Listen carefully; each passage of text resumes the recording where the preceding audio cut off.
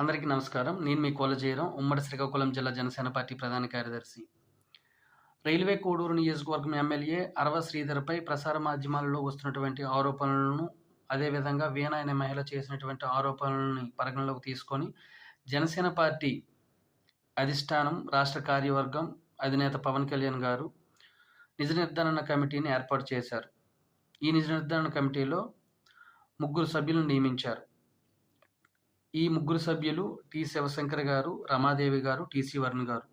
ఈ త్రిసభ్య కమిటీ 7 రోజుల్లో అరవ శ్రీధర్ నుండి నివేదికను తీసుకొని, ఆ నివేదికను పార్టీ అధిష్టానానికి సమర్పిస్తారు.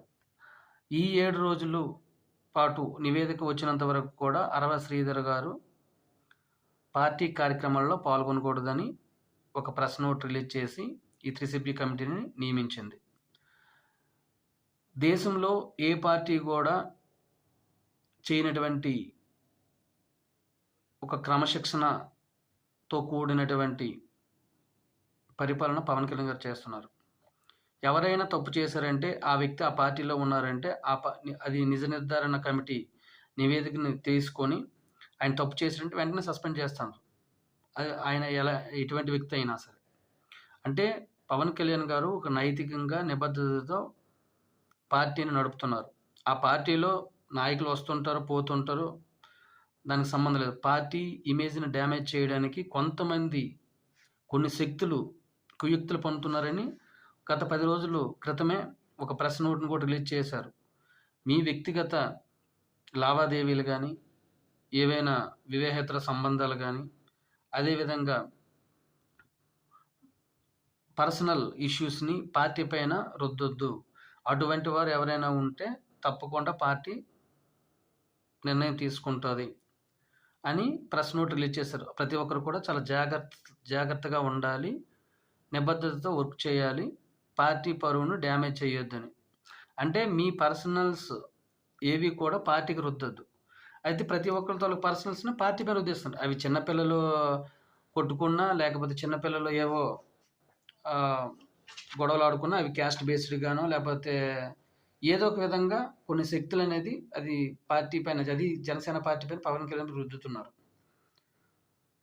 మిగతా పార్టీలాగా పవన్ కళ్యాణ్ గారు ఏదైనా ఒక ఆరోపణ వచ్చిందంటే ఒక వ్యక్తి పైన లేదా పార్టీ తాలూకు నాయకుడి పైన ఆయన ఊరుకోవట్లేదు. ఒక నిజ నిర్ధారణ కమిటీ వేస్తున్నారు. నిజంగా అది జరిగి ఉంటే ఆయన సస్పెండ్ చేస్తున్నారు ఇమీడియట్‌గా. గత ప్రభుత్వం వైఎస్ఆర్‌సీపీ ప్రభుత్వంలో చాలా ఆరోపణలు నిజాలు అయినప్పటికి కూడా ఆ మహిళా కమిషన్ కానీ లేకపోతే అక్కడున్న నాయకులు కానీ పట్టించుకోలేదు.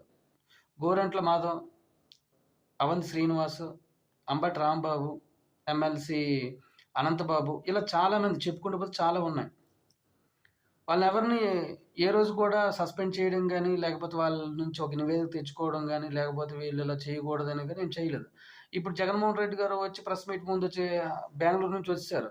ఆయన రిపబ్లిక్ డేకి కూడా జెండా ఎగరవేయడానికి టైం లేదు కానీ, ఇలాంటివి ఎప్పుడు దొరుకుతాయా అంటే శవ రాజకీయాలు లేకపోతే ఇలాంటివి ఇష్యూస్, అవి పర్సనల్ ఇష్యూస్‌ని పార్టీ మీద రుద్దేస్తారు. మరి అప్పుడు మీ పార్టీలో ఉన్నటువంటి నాయకులు చేసినప్పుడు ఏమైంది? ఇంక వాళ్ళని మంత్రులుగా మీరు ఇచ్చారు. మంత్రులు, ఎమ్మెల్సీలు కూడా చేశారు. అది మర్చిపోయినట్లున్నారు. సో ఎప్పుడైనా సరే జనసేన పార్టీ పవన్ కళ్యాణ్ గారు నైతికంగా నిబద్ధతతో పనిచేస్తున్నారు. మీరు ఎంత బురద జల్లాలనుకున్నా జనసేన పార్టీ పైన జల్లలేరు. మీరు బురద జల్లాలి, జల్లేసామని అనుకుంటున్నారు. కానీ ఫైనల్‌గా వచ్చేసరికి అది తప్పు అనేది మీకే తెలుస్తుంది. అంటే మీరు తప్పు చేసి అది జనసేన పార్టీ పైన రుద్దేస్తున్నారు. అదేవిధంగా ఇక్కడ ఉన్నటువంటి జన సైనికులు కానీ, వీర మహిళలు కానీ, జనసేన నాయకులు కానీ పవన్ కళ్యాణ్ గారు చెప్పినట్లు ఎవరైతే పర్సనల్స్ ఉంటాయో ఆ పర్సనల్స్ పార్టీ పైన రుద్దకుండా మీరు జాగ్రత్త పడవలసిన ఆవశ్యకత ఎంతైనా ఉంది.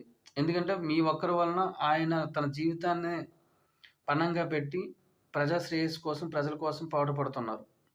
అలాంటి వ్యక్తి ఎన్నో ఒడిదుడుకులను, కష్టాలను, ఇబ్బందులను, అవమానాలని భరించి పార్టీని ఈ స్టేజ్‌కి తెచ్చారు. ఆ పార్టీ ఇమేజ్‌ని దయచేసి డ్యామేజ్ చేయొద్దని నాయకులందరికీ కూడా నేను విన్నవించుకుంటున్నా.